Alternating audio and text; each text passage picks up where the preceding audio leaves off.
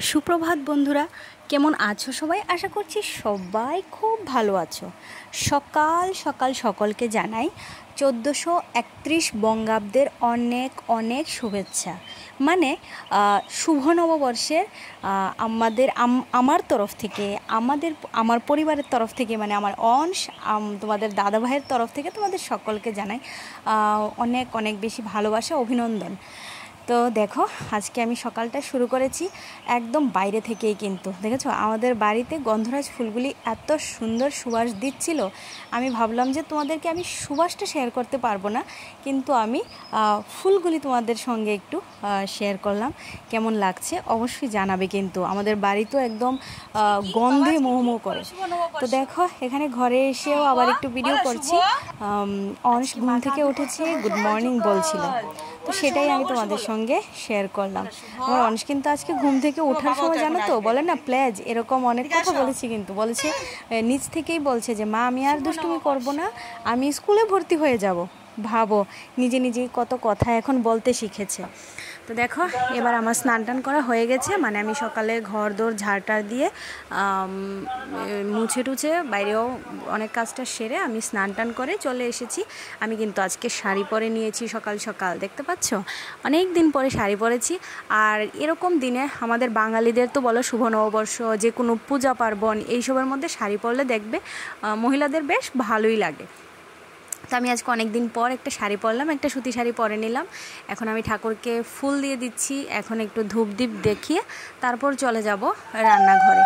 কারণ আর অংশকেও স্নান করিয়ে দিয়েছি, সেটাও তোমাদের সঙ্গে শেয়ার করব। কারণ অংশ কোথায় যাবে বলো তো? অংশ যাবে তোমাদের দাদা ভাইয়ের সঙ্গে স্কুলে যাবে। মানে স্কুলেও তো শ্রী শ্রী আনন্দমূর্তিজির সামনে কীর্তন হয়, তো সেখানে আমার অংশ আবার এটা খুব পছন্দ করে, জানো তো।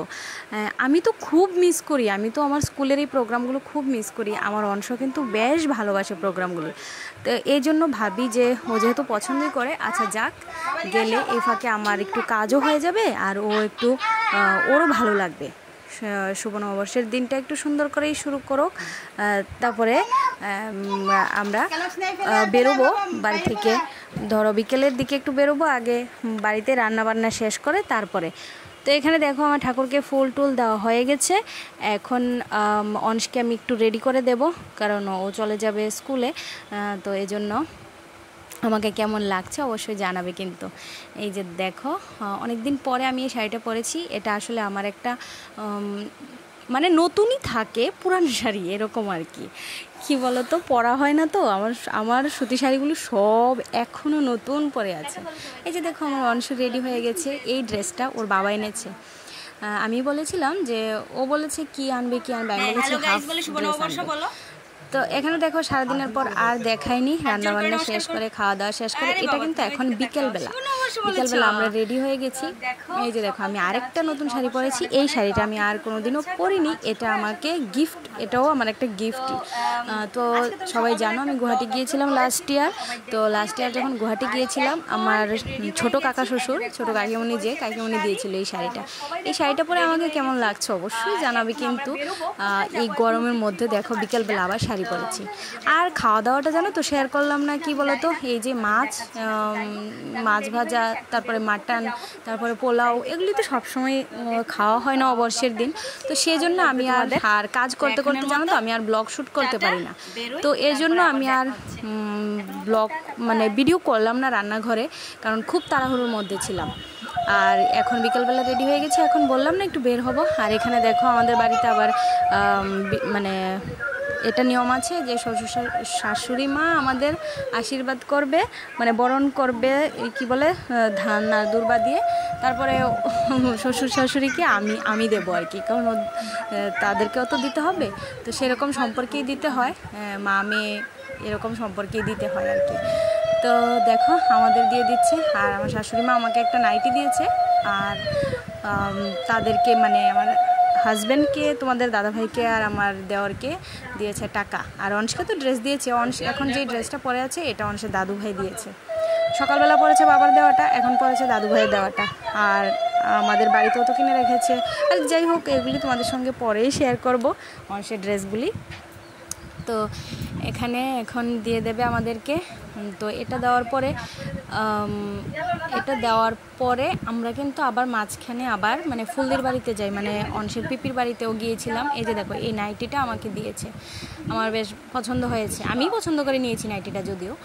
আর তারপরে ওই ফুলদের বাড়িতে গিয়েছি, যাওয়ার সময় আমি মোবাইলটা নিয়ে যাইনি, তার জন্য ওদের বাড়িতে আর ভিডিও করা হয়নি।